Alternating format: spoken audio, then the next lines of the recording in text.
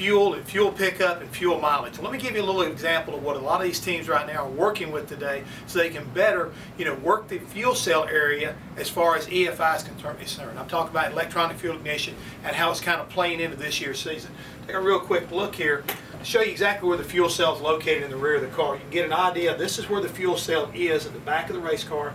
This is how we put fuel into the car. When you look down in here, you can also see one of the pickup lines as far as how we get fuel up into the engine itself. Now, take a closer look.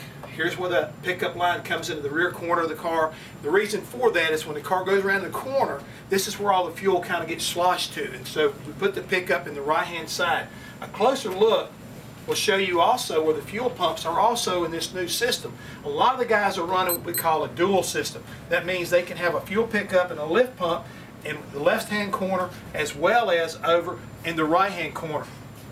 When we get down to the situation as far as the pickups are concerned, we try to even show you closer maybe where these pumps are going to be located.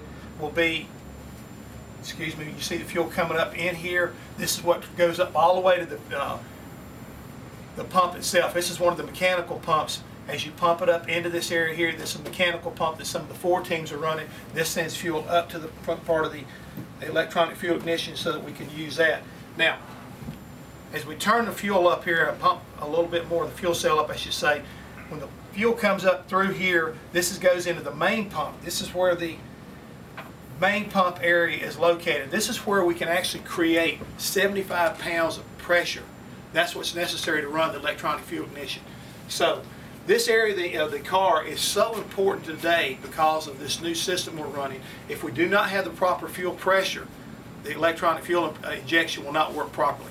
That means if we have, let's say for example, 75 pounds when it gets up to the fuel pump, fuel ignition area, if that drops down to 45 pounds, all of a sudden the engine will not perform properly. You go from basically 850 horsepower down to maybe 700 because of that drop in fuel pressure alone. And the reason for that is because of the electronic management as far as the ECM is concerned.